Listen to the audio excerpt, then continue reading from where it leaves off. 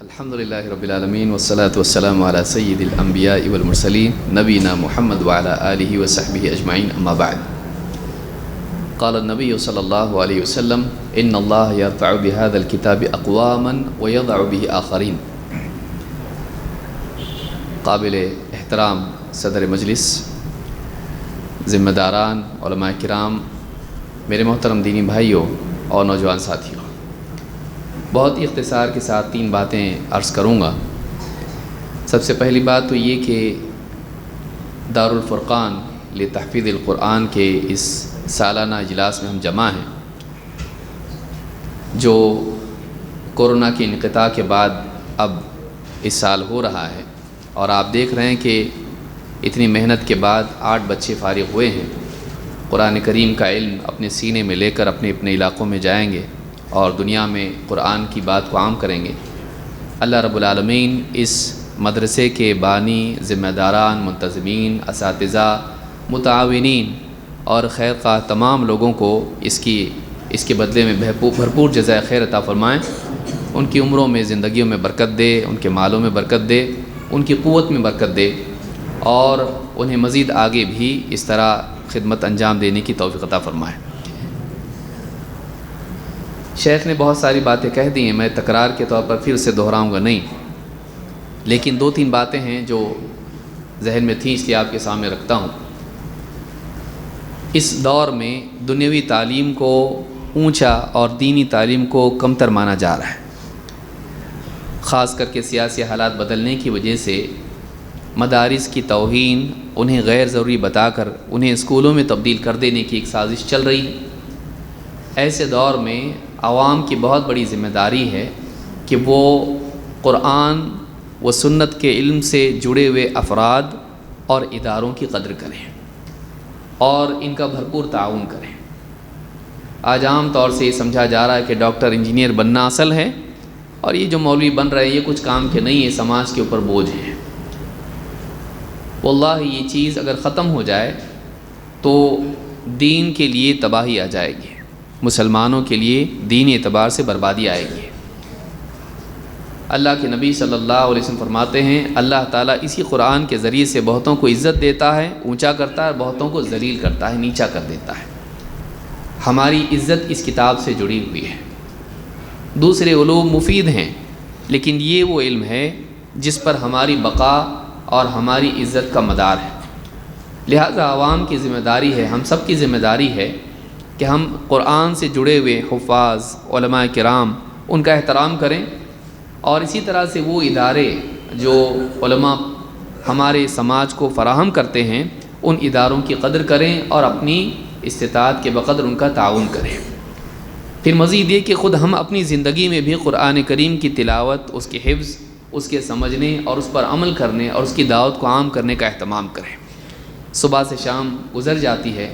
کتنے لوگ ہیں جو قرآن کریم پڑھ پاتے ہیں؟ سمجھنا تو بہت دور کی بات، تلاوت بھی نہیں کر پاتے ہیں۔ واٹس ایپ، فیس بک پہ بہت کچھ پڑھ لیتے ہیں،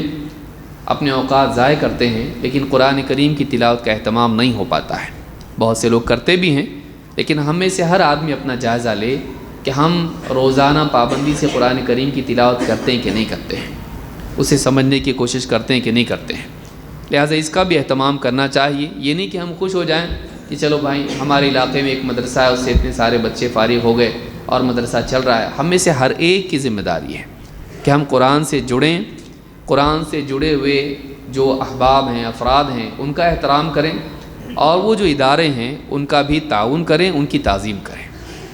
دوسری چیز طلباء کے لیے خاص طور سے، وہ جو فارغ ہوئے، جو فارغ نہیں ہوئے، جیسے شیخ نے بھی بہت ساری باتیں کہیں، وہ جو پڑھنے والے ہیں وہ قرآن کریم کے سیکھنے میں اور اس کے پڑھنے میں اور اس کی یاد کرنے میں خوب محنت کریں،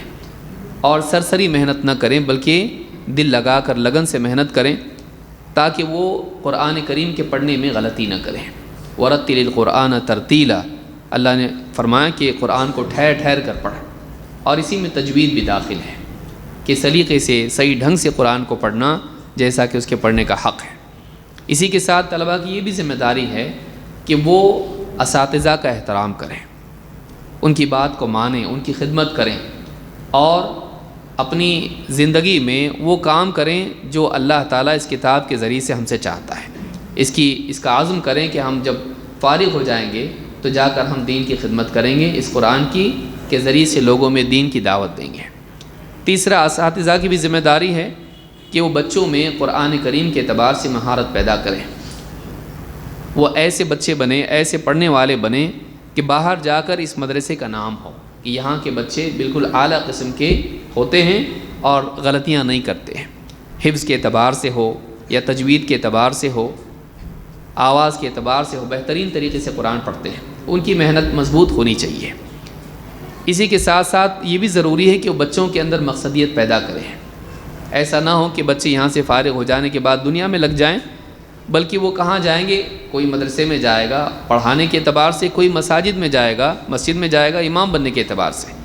تو امامت کی ذمہ داریاں جو بھی ہیں، امام کیسا ہونا چاہیے، نماز کے مسائل، سجدہ سہو کے مسائل، عیدین ہے، تراویح ہے، اور اسی طرح سے نکاح ہے، جنازہ ہے، اس طرح کی جتنی ذمہ داریاں کہ امام کی ہوتی ہیں تو وہ سارے مسائل بھی ان کو معلوم ہونے چاہیے۔ قرآن حفظ کر لیا، اسی کے ساتھ ساتھ امامت کے جو فرائض ہیں، خطابت بھی اس میں آتا ہے جمعہ کا خطبہ دینے کے اعتبار سے، تو وہ ایک امام جب بنے گا تو بنیادی چیزیں جتنی ان کو چاہیے ان کی بھی تربیت یہاں کی جائے تو یہ بھی بہت بڑی بات ہے، خاص کر کے اس میں عقائد اور بنیادی چیزیں بھی ان کو معلوم ہو۔ ظاہر بات ہے کہ ہاں عالمیت کا کورس نہیں ہے، یہ حافظہ کا ہے، لیکن کچھ بنیادی چیزیں جو ایک امام کو معلوم ہونی چاہیے ان کا بھی اہتمام اگر ہو تو یہ بہت بڑی بات ہوگی۔ یہ طلبہ آپ کا تعارف بنیں گے اور لوگ ان کے ذریعے سے آپ کو پہچانیں گے کہ آپ نے کتنی محنت ان کے اوپر کی ہے۔ تو اللہ رب العالمین یہ ساری محنتیں جو اس مدرسے میں ہمارے ہو رہی ہیں، اللہ رب العالمین ان کو قبول فرمائیں اور اس میں مزید برکت دے اور اس پر بہترین اجر و ثواب اللہ تعالیٰ عطا فرمائیں اور اس کی بقا اور اس کے ارتقاء کے لیے اللہ تعالیٰ اسباب فراہم کرے۔ اقول ھذا واستغفر اللہ لی ولکم۔